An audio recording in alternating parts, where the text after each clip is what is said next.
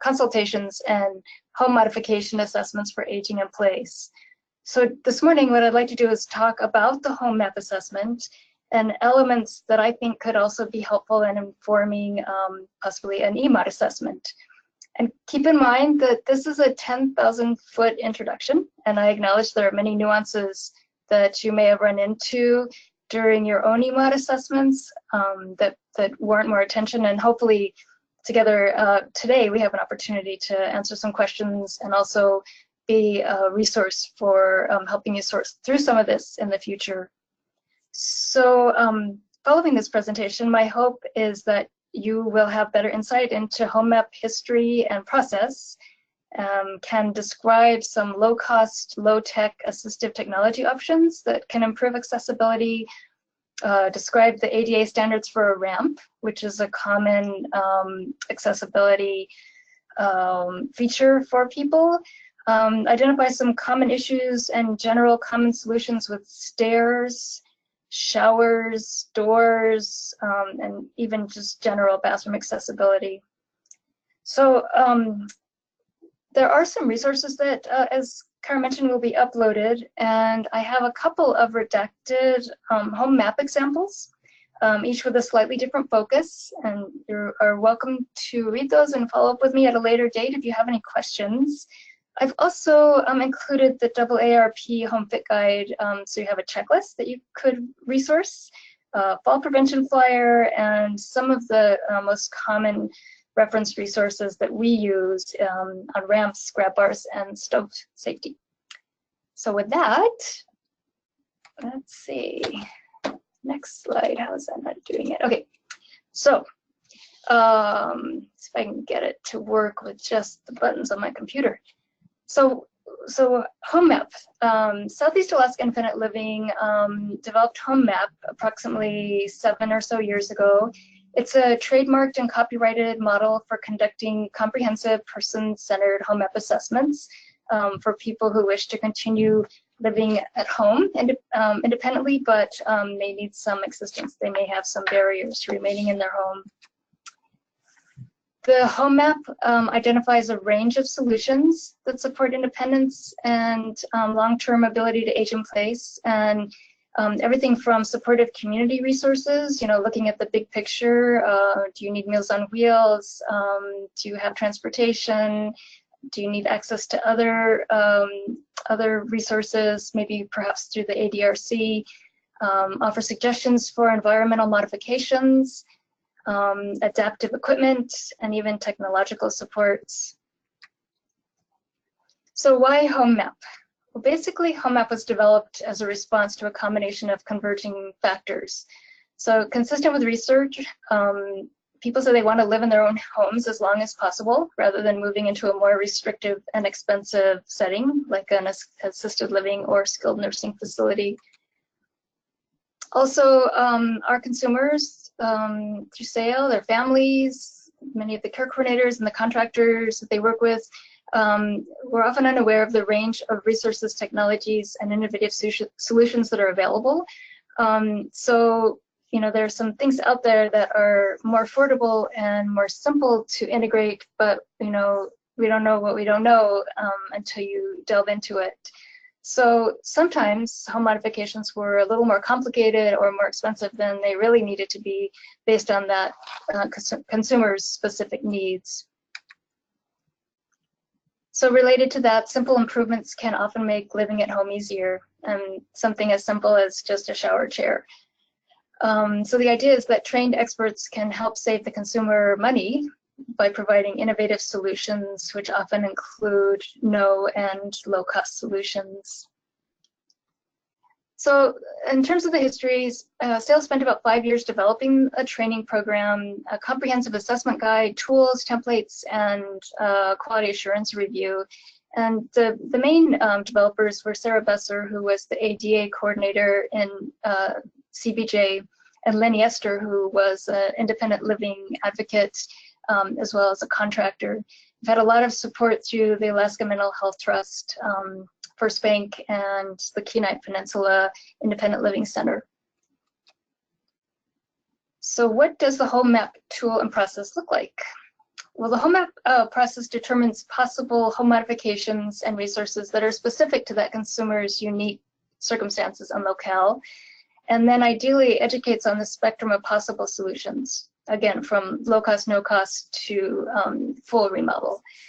The goal is to keep the consumer in the driver's seat to help prioritize and choose from an independent living philosophy that the consumer is the expert on what's right for them in their life. And out of the HomeMap, you get an individualized, comprehensive report that also includes pictures of what the modifications could look like in the consumer's home.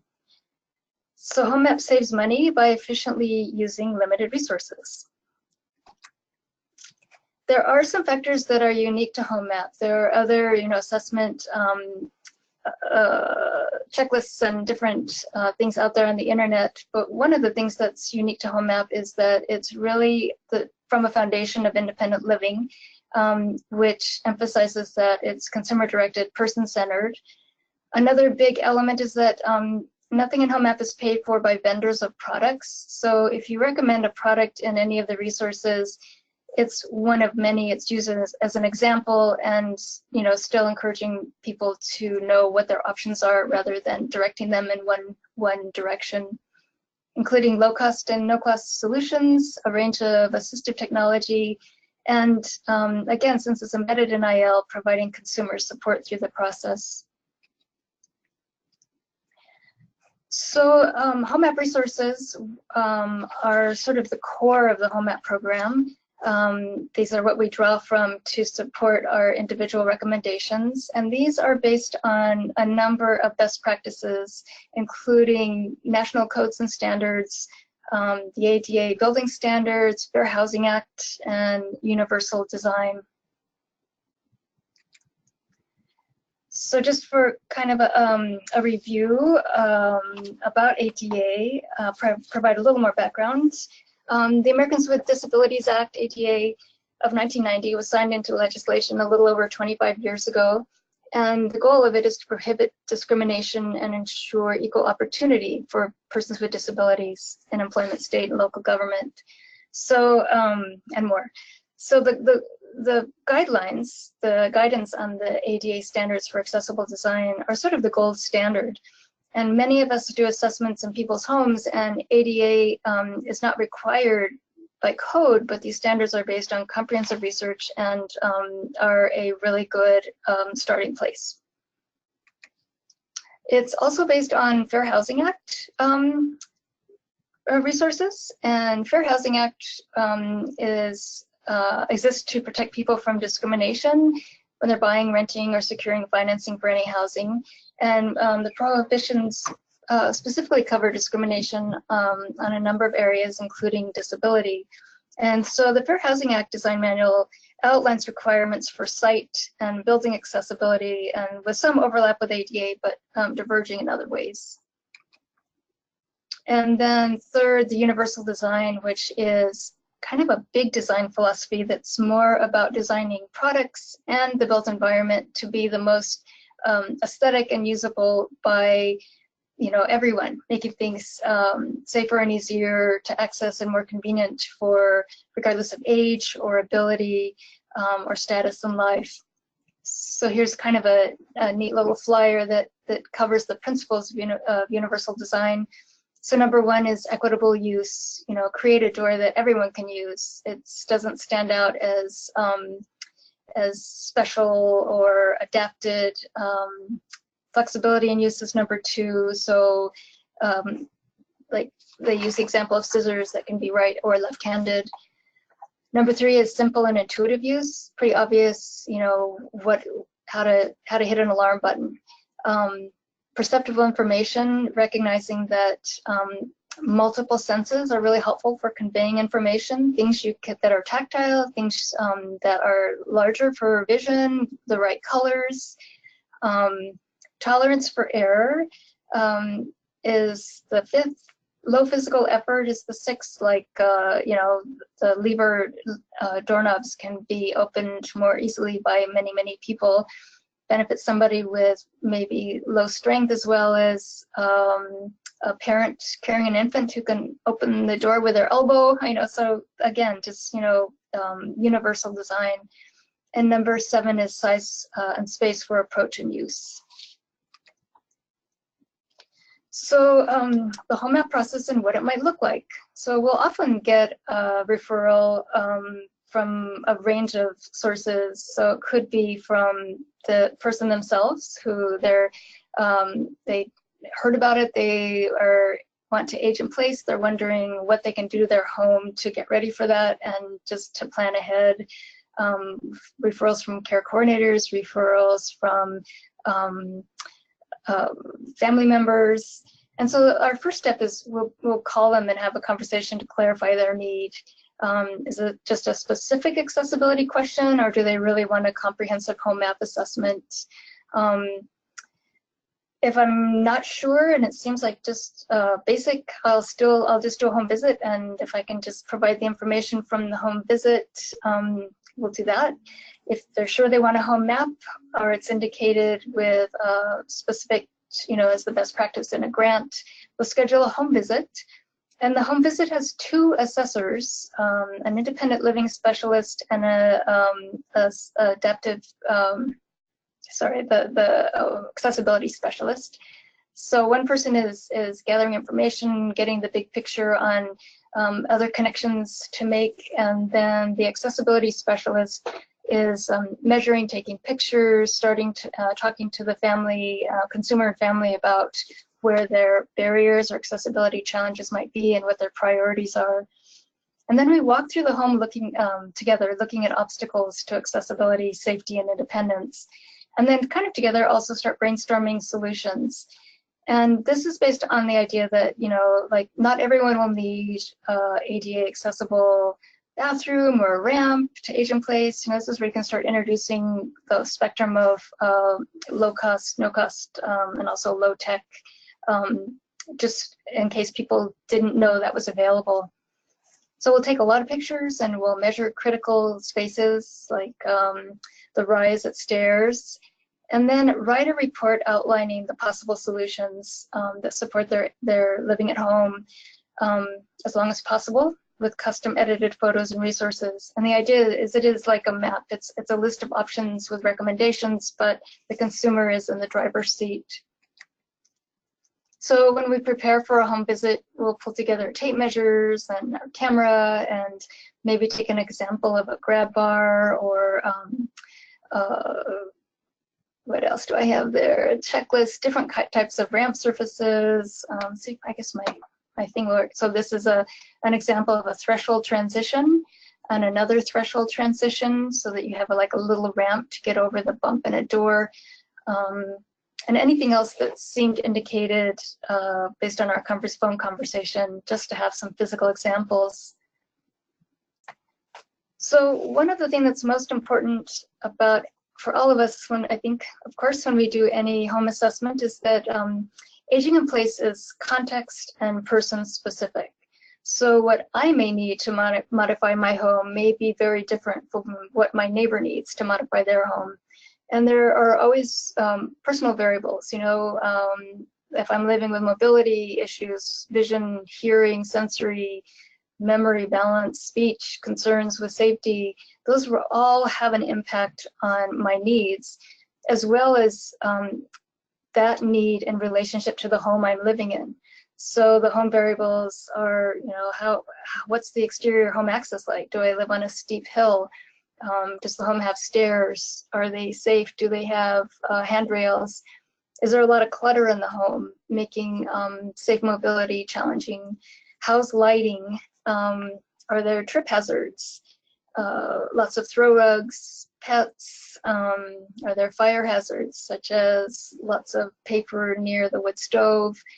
Are there any specific obstacles to their independence performing activities of daily living? And so you can see how, each house, based on whatever your needs are, may present different barriers. So when we go to the home, we do take a checklist to kind of niggle our memory at all the things to look at. And this is like the page 1 of a 5-page checklist. And it follows everything from the minute you get to the house. So can you find is the address clearly marked? So that's important for, you know, emergency rescue. Will they be able to find your house? Can you get to the house? Can you get to the door? Can you get in the door? How's the lighting? You know, but then as you move through each room of the house, these are critical things that are helpful in defining what the solution will be. And I mentioned, I will click over onto this. I mentioned that I'll share the AARP Home Fit Guide in the resources. And this is available online for free in PDF form. And it's a really nice thing to share with consumers, but it does go through all the different areas to provide a checklist and a really easy way to understand. So then looking at assistive technology, what are some of the things that we might recommend that can support a person? So what is assistive technology? So basically anything that maintains or improves an individual's functional abilities, enhances interactions, supports meaningful relationships, promotes their ability to live independently and meaningfully participate in their community. So that's pretty broad, and I'd like to give you some more specific examples. So here are some of the most general categories. The first is what we see right away, mobility aids. So the person uses a wheelchair, scooter, walker, cane, crutches, have prosthetic devices or orthotic devices. Hearing, do they wear hearing aids? Do they use a pocket talker? For vision, glasses are assistive technology, as well as magnifying glasses. Speech, do they have an augmentative communication from simple picture board to maybe a computer program that synthesizes speech from text? Another subcategory are just looking at telephone options.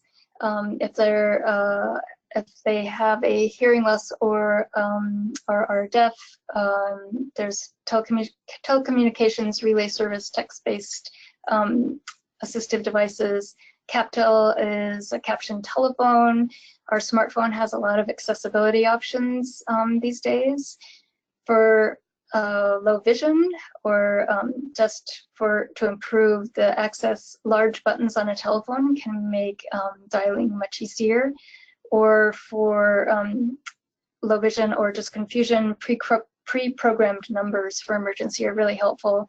And then also just dealing with volume control features for low hearing.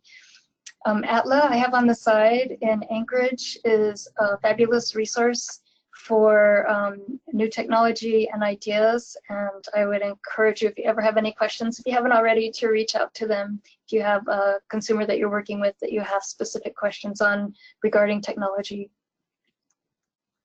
There are also computer software and hardware technology, like voice recognition programs or screen readers for people that are blind or have low vision. Also screen enlargement applications that can help people with low vision. There's a bullet missing here.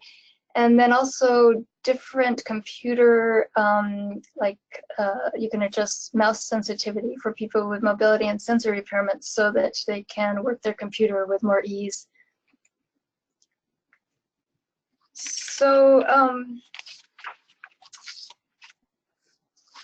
a piece of what we think about with assistive technology, again, is low-tech, low-cost options, that the interventions don't always need to be complex. So whenever possible, it's great to provide these options. So I'll walk through a couple of these. This is a pocket talker that we take to every one of our home visits.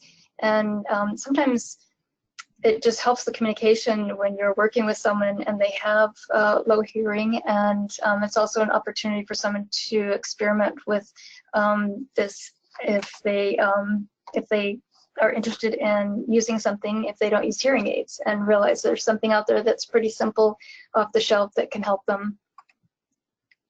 There are a lot of safety and alerting devices, and these are really important for low vision and low hearing. And these devices connect to a clock or doorbell. Telephone can connect to like a baby monitor or even a smoke detector. Depending on what's needed, it can either emit a loud sound, it can emit a voice, like someone who is on the autism spectrum may find a voice less stressful than a loud sound or flashing. They also can be set to flash or vibrate to alert people to what's happening in the environment. Safety and alerting devices also, like kitchen stove shutoff or electric safety burners, are great for safety, particularly with people with memory issues. Also for people with memory issues, there are floor mats with caregiver alerts, so that if somebody was starting to wander at night or get out of the bed, the caregiver can be alerted to the fact that they're up. And then Lifeline, which someone can alert if there's an emergency. Here's another low-tech intervention for hearing, like a really basic battery-operated door knocker that you can attach to your door, and so it's activated with vibration, so if someone knocks on it, it'll flash. This is a pricier end of the spectrum, but you can also hardwire for strobe and sound with fire alarms. Vibration is shake awake alarm is really good for someone with hearing loss, and it can also have a light that flashes. So as a part of the HomeMap resources, we'll often include more information just to let people know what's out there. And so here is an example. It's kind of squeezed on this page, maybe hard to read, but from AtLab of different low-tech AT options they put together for people who have low vision. And here's some more examples with tactile stickers, large timers with high contrast. Another really simple intervention is just magnifying glasses, or magnifiers. This is a tablet that is set to the magnifier mode and set on a little rack over the pages. And in addition to giving people an idea of options that are out there, we also like to connect with national resources and state resources. So here's a list of resources for low vision as well. And there's state and local. So I just pulled a few just to kind of show the range of kinds of things that might be in HomeMap. We can include things like information on Lifeline, the phones with large numbers, extra loud ringers, phone ringer, bed shakers, the pocket talker you saw a picture of, a bunch of safety concerns around smoke detection and CO monitoring, talking watched keychains, wireless doorbells, kitchen safety, as well as others.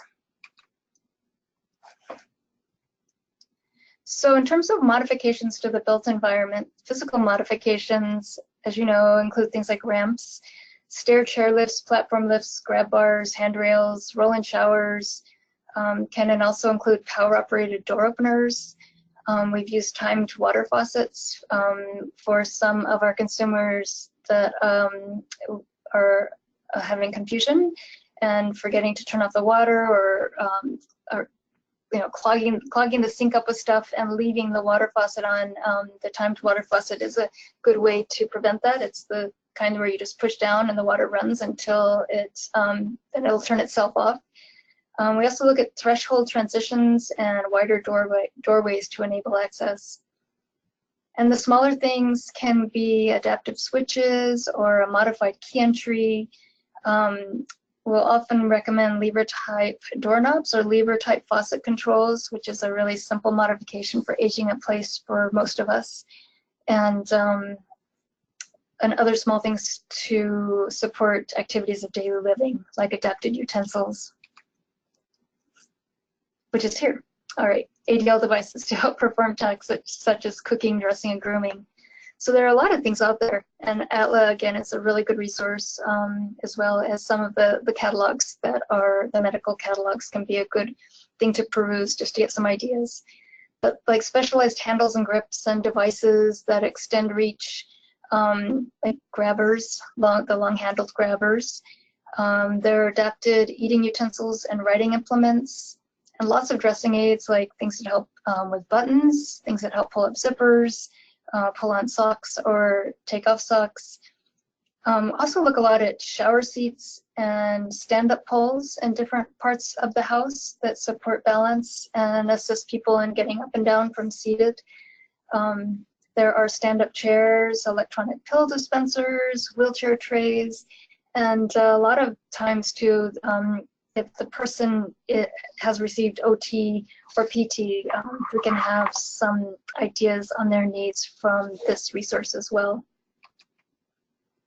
So one of the biggest areas I think that come up are, how do you assess a ramp? And it's one of the most common accessibility requests. So I'd like to talk a little bit with you about ADA requirements and some other considerations. So looking at ADA design standards, the ramp width needs to be 36 inches between handrails minimum. So the handrail will stick, of course, into the ramp, and the 36 inches is measured between that. Here's a huge typo, but a single ramp run cannot exceed 30 feet, not 303. So that means, I'll describe the next slide. All landings need to be 5 feet by 5 feet, so it's sort of the turning radius of a wheelchair. Grippable handles are required on both sides and need to extend beyond the top and the bottom. The ramp needs to have a non-slip surface, edge guards, so that if someone is using a wheeled walker, the wheels don't roll over the edge under a high guardrail. And then also threshold transitions to eliminate the blunt edge. So at the very bottom of the ramp where it connects with the ground, it needs to be smooth so that someone can roll over it. Slope is probably the most important consideration with ramps. And the ideal slope for ADA is a 1 to 12 slope. And what that means is that for every rise, every inch of rise, you want 12 inches of run. Let's see. So that means that a 6-inch step, a step that's 6 inches high, will require a 6-foot ramp. Or it looks like I have the example on there for every inch of ramp incline, there are 12 inches of ramp surface. So I think the first thing to say about ramps is, when you actually design them based on ADA, people are surprised at how long they are. That they think that there is not so much understanding about how ramps work and what's too steep to manage.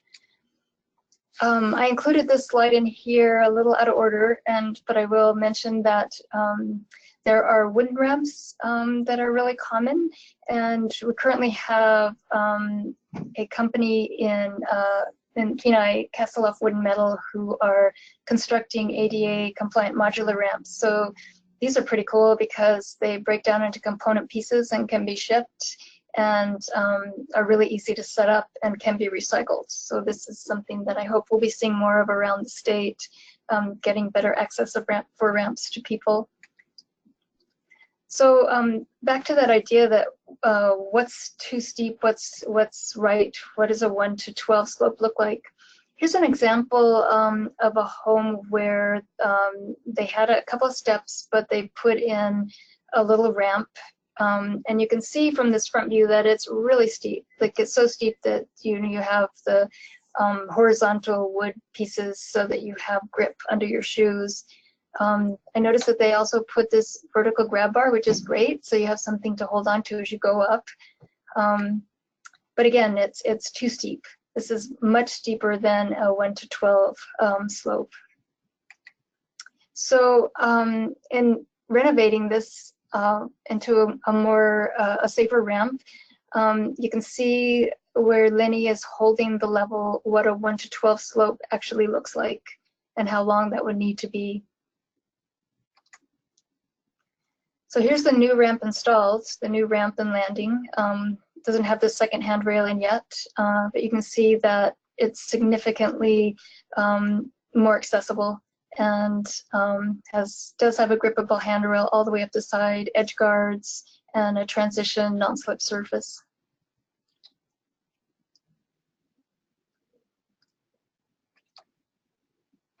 Here's another example at another home. So again, another example about what a 1 to 12 slope could look like. There are 3 steps up onto this, this entry landing, and the total of the 3 steps is about 18 inches of rise. So for a 1 to 12 slope, for 18 inches of rise, we would need 18 feet of ramp run. And the sketch to the right shows just, you know, what could that look like? What would 18 feet feel like? And how much space would that take up? Another example of a consumer's home, this consumer was an elder and he had some really wobbly steps and a muddy path, and unfortunately he slipped and fell into the brush and was not found for a few hours. He couldn't get up, and so this is his care coordinator came to us and said, gosh, can you guys do it? Can we help work with him, and what can we do? And so we thought of the concept of a new bridge that would deal with the ramp, but get him out of the mud. So we measured and took a lot of pictures and came up with this little concept sketch where the orange parts are level and the red part is a gentle slope. And then here is the bridge, almost about 90% completed. It's just missing the edge guard at the bottom edge so that there's safety at the edge of the ramp. Has grippable handrails on both sides, and it's also missing the non-slip surface.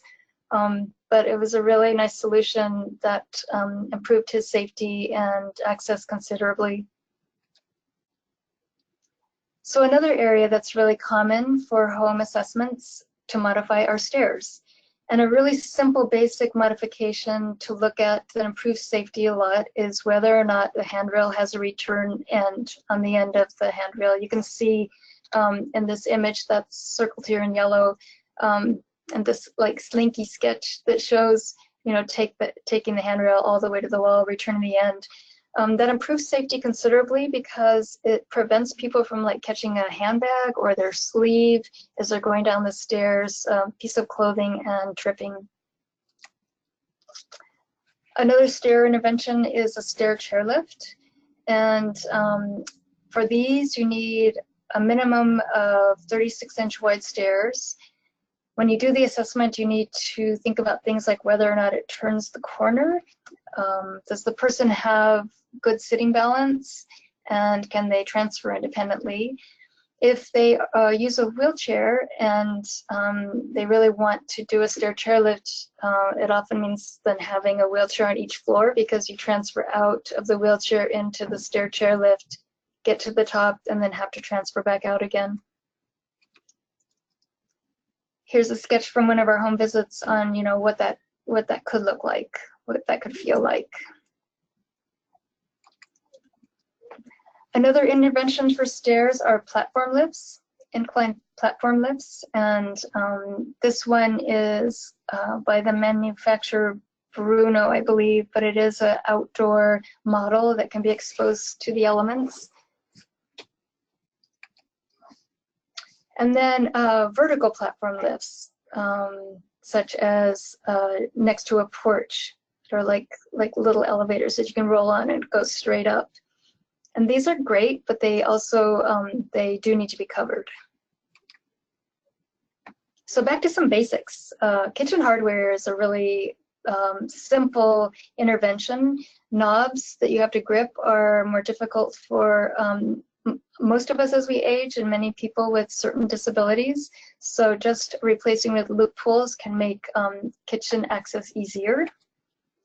And similarly with door hardware, the lever hardware is much more easy for people to access. Door width is a big area of most of our assessments. Is the door wide enough for a person to get through with their walker or their wheelchair? So a minimum clear opening width of 32 inches is recommended for anyone who uses a walker and wheelchair. And that is the distance measured between the edge of the latch area and the door.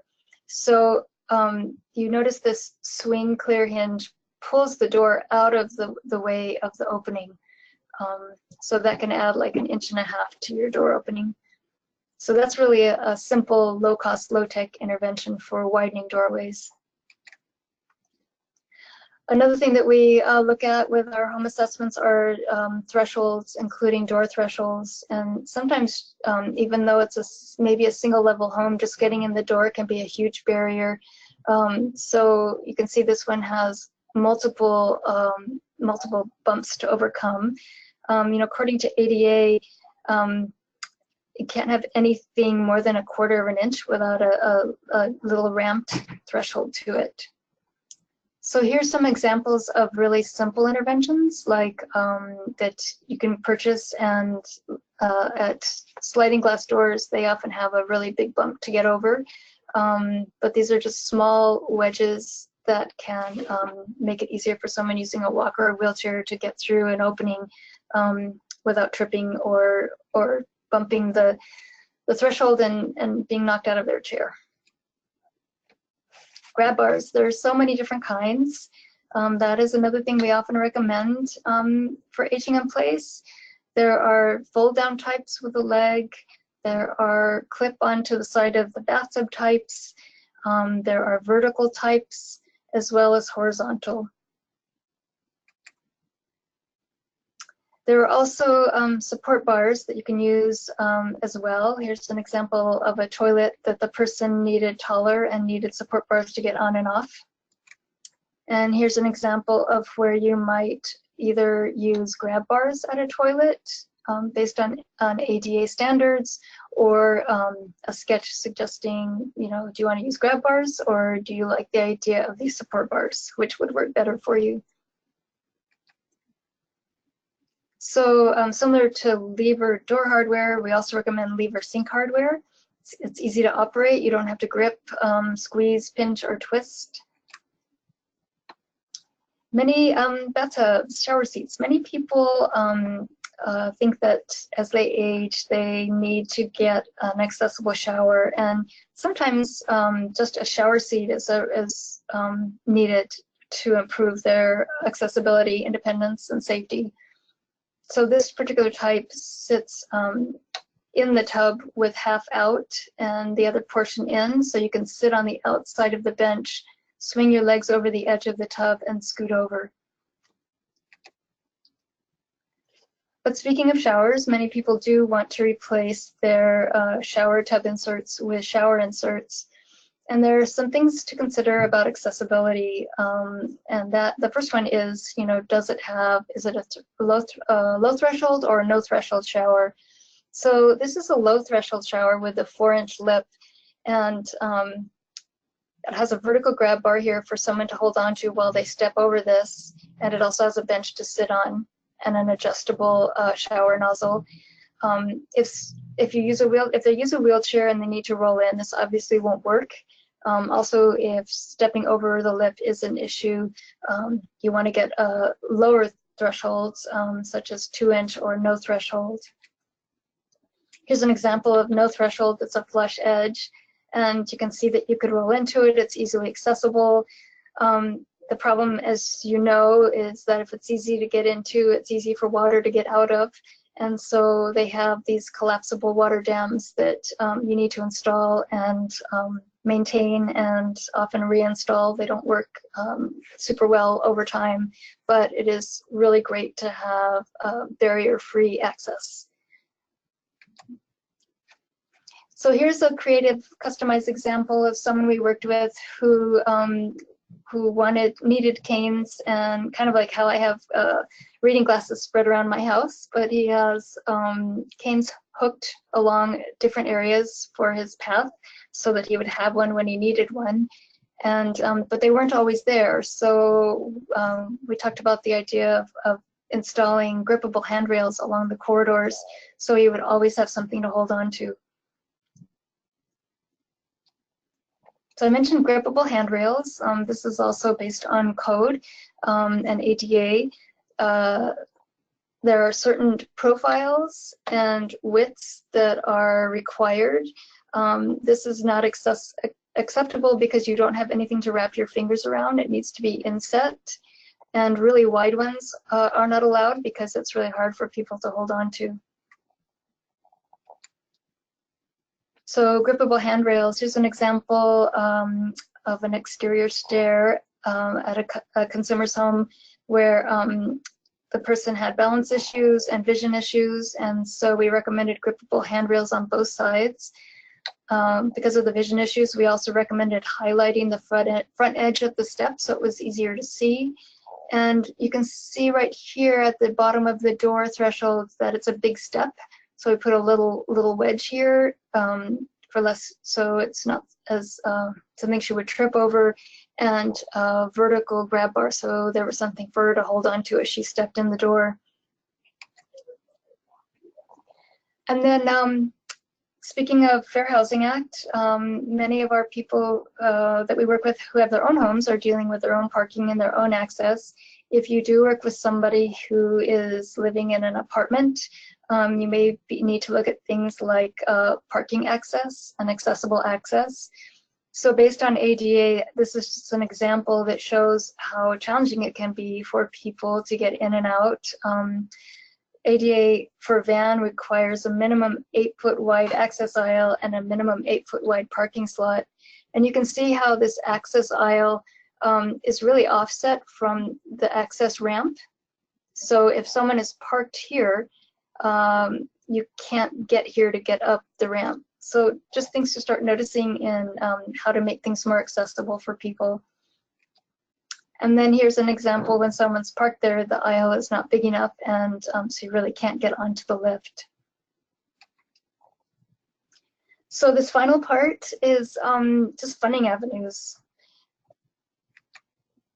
One of the things that we find with the home maps is that the reports are really helpful for people to plan in the future. However, what's most helpful is assistance implementing and or funding the modifications. So the reports are most successful when they're paired with a funding source to help people manage that process and also do the interventions. So some of the main issues that we're seeing right now is that the community needs currently exceed supportive funding options, and also noticing that in our difficult environment that's so rainy and hard on houses, it's really hard to separate sometimes accessibility versus home repair or weatherization concerns, and often they bump into each other, or one will uncover the other. So, so some of the resources that are out there that we do connect consumers with, one is the Alaska Mental Health Trust Home Modification Grant. And this grant is has a cap of $15,000 per owner or $12,500 per renter. Ideally, it would serve a trust beneficiary, and as a part of this this grant, a home map assessment is currently required. It's a slightly higher cap for rural, but ironically, I will say for Southeast Alaska, none of our communities are considered rural right now, although we're working on that because of the Alaska Marine Highway. But in truth, as all of us know, the cost of construction is greater in rural communities, and getting materials and workers to those regions can be difficult. And again, I just want to emphasize that one of the things that comes up with this as well is it's often difficult to separate accessibility needs from basic housing repair and weatherization needs. More on this grant, just I'm assuming people are from all over Alaska. So Rural CAP is the grantee for Southeast Alaska, Northern and Western Alaska. CDC, Alaska Community development, what does that stand for? Blocking, it'll come back to me in a minute. ACDC covers Matsu Borough, Kenai Peninsula Borough, Copper River Basin, Kodiak, and Tok area, and NeighborWorks covers the municipality of Anchorage. So one of the issues with this one is that each grantee handles their referrals slightly differently. For example, I can speak to Southeast. It's currently limited to 5 per 7 per year maximum, and the location's determined by rural cap. So we're trying to work in partnership with them to help identify rural communities with needs, but it rotates through. So it can be sometimes the needs in each community exceeds 5 to 7, and then it's many, many years before they can be back again. Another grant that we also access at times and help connect our consumers with is the Senior Access Grant. This grant is $15,000 per owner, $10,000 per renter, or $7,000 for small assisted living facilities, those smaller than 5-bed. This grant is funded by the Alaska Housing Finance Corporation, and it assists low to moderate income households with seniors age 55 plus with home accessibility.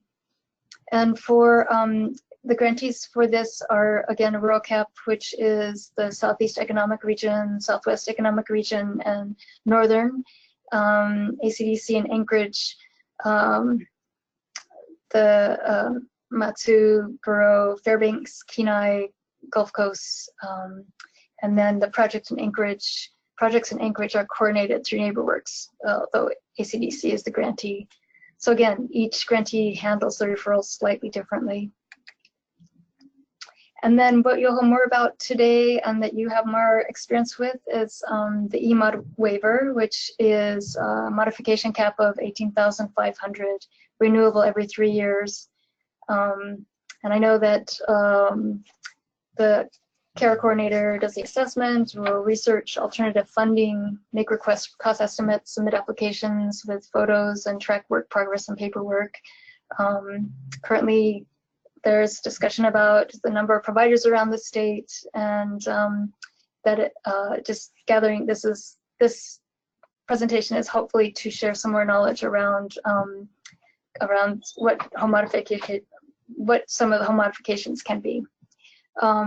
Just like we're experiencing, I know that with EMODs you can run into maintenance issues which aren't covered, can be a long process, and just like with us, it's difficult to separate accessibility needs from basic housing repair and weatherization needs at times.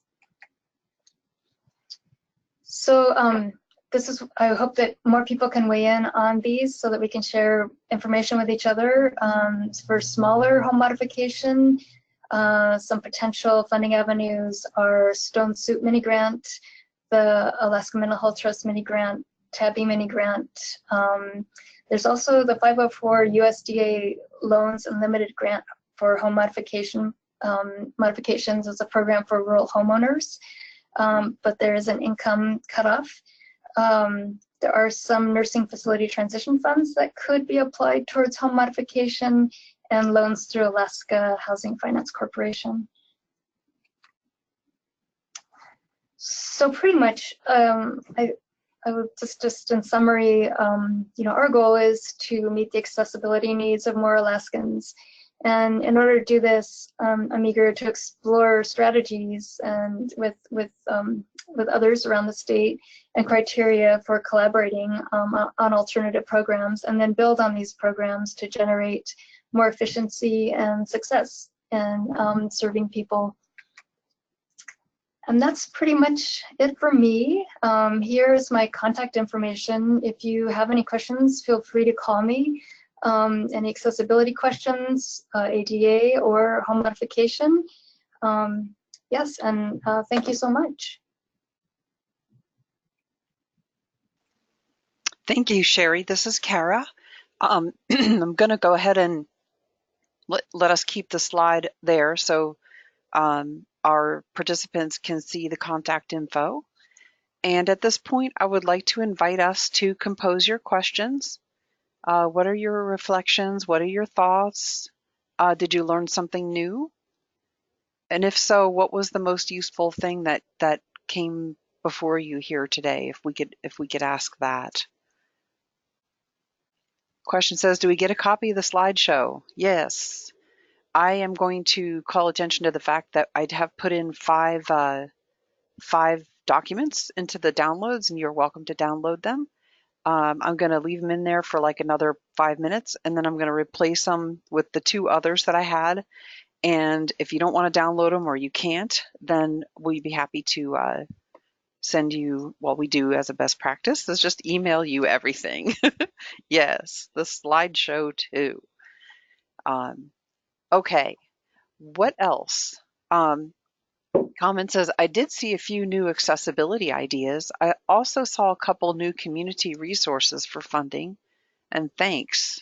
Good. We're hoping to share new thoughts and put new life around, what accessibility means. And my favorite part is the concept of universal design, and the fact that universal design can be so very simple and not high tech. Comment says, I'm going to personally look up Atla. I love the suggestions regarding ideas and how to find them. Atla is a wonderful resource, and they are so nice and full of ideas and equipment that you never even thought of. That can be very helpful. We've been very much learning from Atla about accessibility, especially of documents and posting to websites and screen readers and things like that in our world here. Okay, comment says, interesting information. I like the different kinds of ramps in order to make it work, pending the location of where it needs to be and how to make it work. Next comment says, so many considerations for housing modifications, especially from an architectural perspective. Thank you. What did you think about the slide with the pathway with a rail leading to the individual's home that was formerly like a short, bridge with a dirt path? That was pretty amazing, I thought.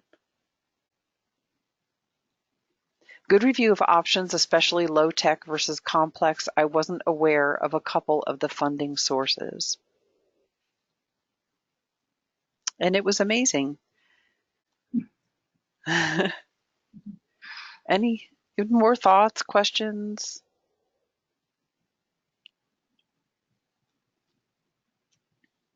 Other trainers here? Do you have something you want to share? Team members? Comment says, I did not know about the grant programs for EMODs. That's great info. Absolutely.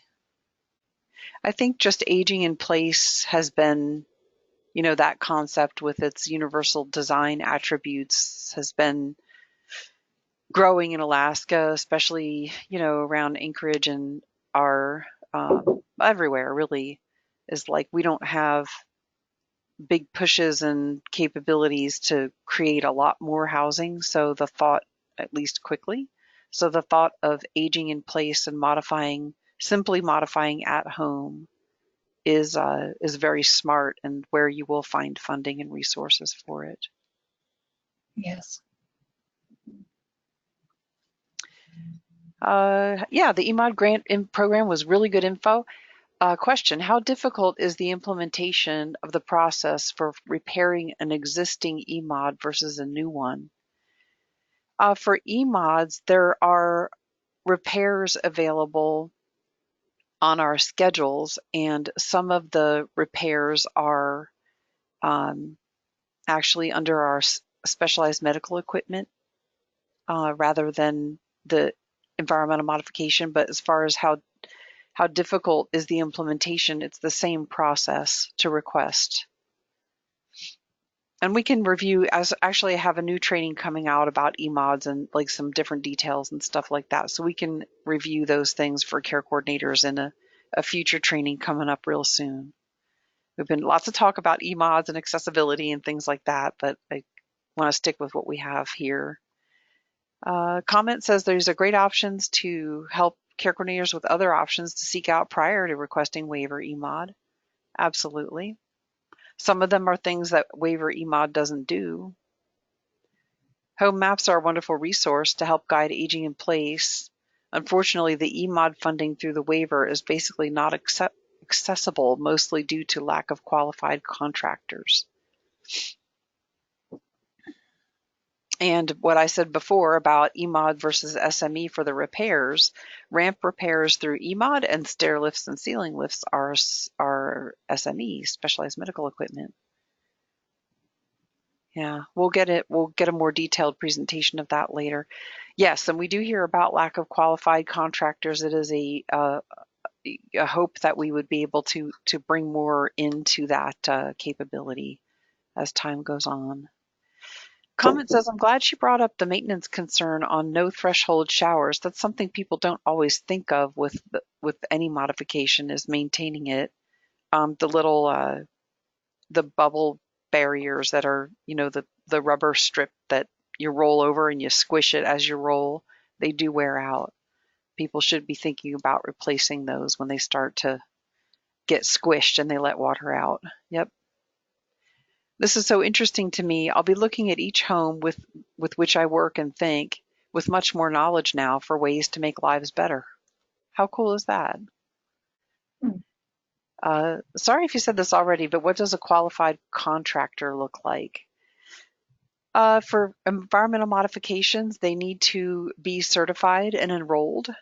They have to apply for certification with SDS, and they have to enroll with Medicaid to be able to bill for it. So they will be available in our list of qualified EMOD contractors, which is best resource I have for you right now is a list that you can get out of Harmony, our data system. So there might be some care coordinators out there working with old lists and things like that. Again, look for my training, and we'll get you all up to date. Qualified time or actual experience waiver EMODs. Again, certification, enrollment, conditions of participation has all those details about what the provider needs to be and do to be a certified and enrolled provider. I like listening to the measurements. We aren't contractors, so it's nice to hear the required safety numbers and distances. EMODs become much more difficult, and finding a provider is not an easy process. Will the second hour cover more on waiver EMODs, or would that be a separate training? I'm having issues with requests for a current client. We're actually going to make that be a separate training, a whole nother procedural training about EMODs. So take a heads up on that, and look for communication from us training team with a link to another webinar. So I have lots of time to just talk about that. Question says, what's the biggest barrier to contractors enrolling in Medicaid? Great question. Mm-hmm. Any thoughts on that, training team? And it is a process, and then there's when we're talking about contractors, these are people who do building. They're not folks who do, regular care for people. It's kind of a different world, than what we work in or whatever. People are looking at, the requirement to become certified and enrolled versus the number of jobs they might get. There's always outreach to do to explain. Maybe some of our smaller providers would be more, interested in becoming a new provider. Mm-hmm.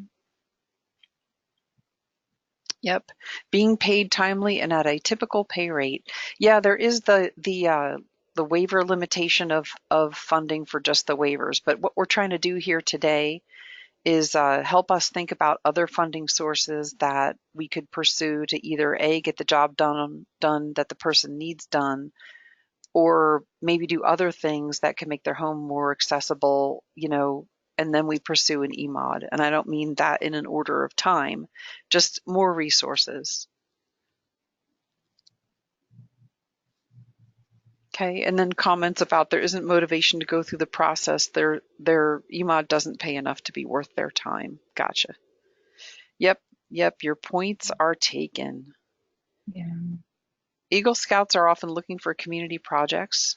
Mm-hmm. Does the state have plans to encourage more contractor enrollment? We always want to do that.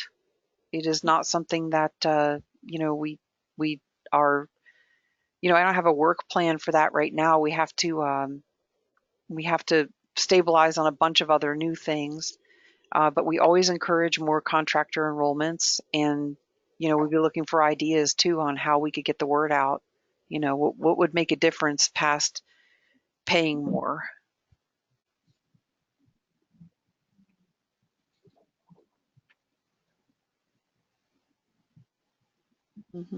Less paperwork. Gotcha.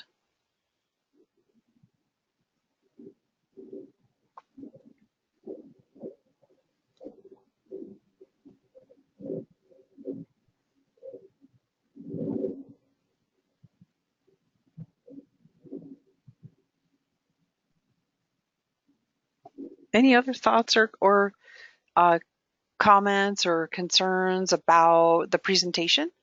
What you've learned? I'm going to go ahead and take the downloads out and put in the last two.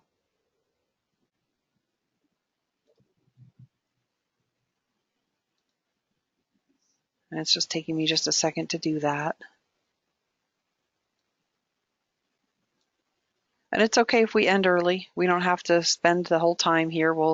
You'll be, for care coordinators, you can get a certificate. It gets emailed to you after the session, comes right out of the system. It's 2-hour equivalent. And you're getting lots of materials in order to study them. And the materials are relevant to your work with EMODs in terms of pursuing funding sources that helping a person, I should say, pursue funding sources that would meet needs outside of waiver EMODs. And so they could take some time to review. So we can get those to you right away with the assumption that you would review them and, you know, apply some of these resources to your work. And then look for future training. We had a lot more different topics to kind of bolster and include a special EMOD training just about EMODs. So we wanted to give that a separate time, and we'll get that to you.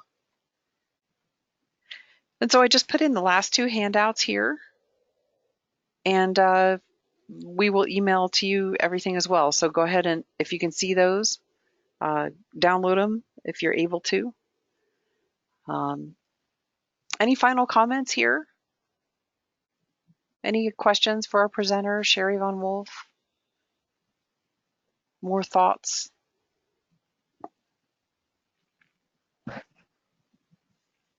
Sherri, do you have anything that you want to say in closing? Sure. Well, yeah, thank you so much for this opportunity and for collaborating. I really appreciate it.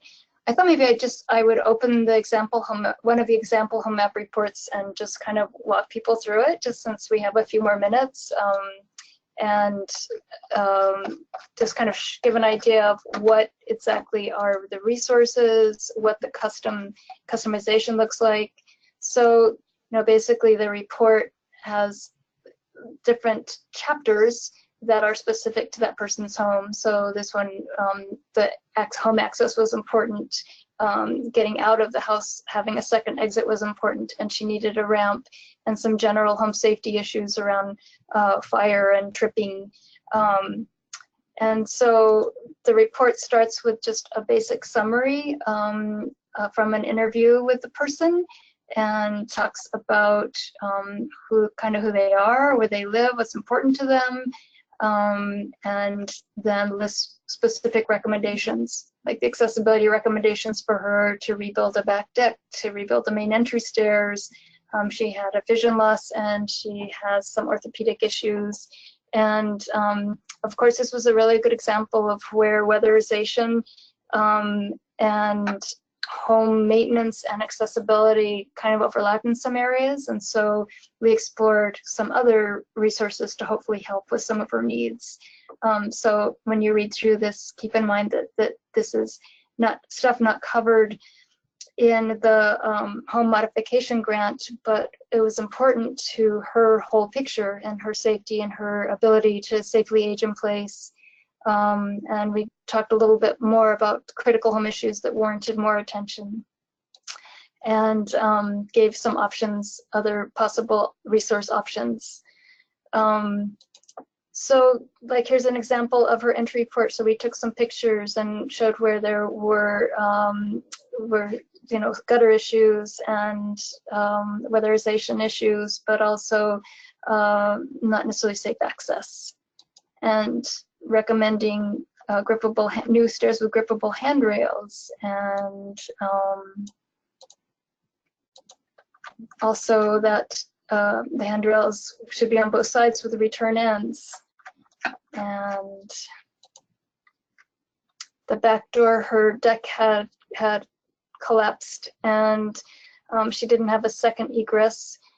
She also had some anxiety, and so it was really comforting for her to have a way to get out and a place to go. So we came up with here's a plan view of the house and what the landing should look like, what the ramp would look like, and then a path to the driveway so she could get out.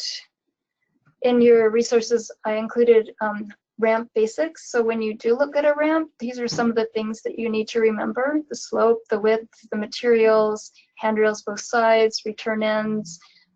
So hopefully this will be a resource for you. And examples: handrails on both sides, safety home issues, fire was an issue. So lots of combustibles too close to the wood stove. And then exposed subfloor and gaps that were tripping hazards were an issue. And so just kind of wanted to give you a general idea of some of the things that HomeMap looks at. But also, I do want to invite anyone, if you do have any questions, or if you accessibility questions, that is, we are a resource. We are an independent living and aging and disability resource center, and we would love to support you. I think that's it, Kara. Sounds good. Thank you for that. That was really good visual, and I could understand better the forming of a plan like that and what you look at, and even the narrative was interesting and I think helpful for our audience here today. Good. So yeah, I really appreciate that. And the example reports are there to download, and again, we'll send you everything. Okay, so I think we're good. Like I said, it's a 2-hour equivalent because you have so many interesting things to look at, and there's just a lot to know and to review. We'll go ahead and we'll close our session, and we'll have a recording available also on our YouTube channel, but give us a little bit of time to get that going. It does take a little time to process.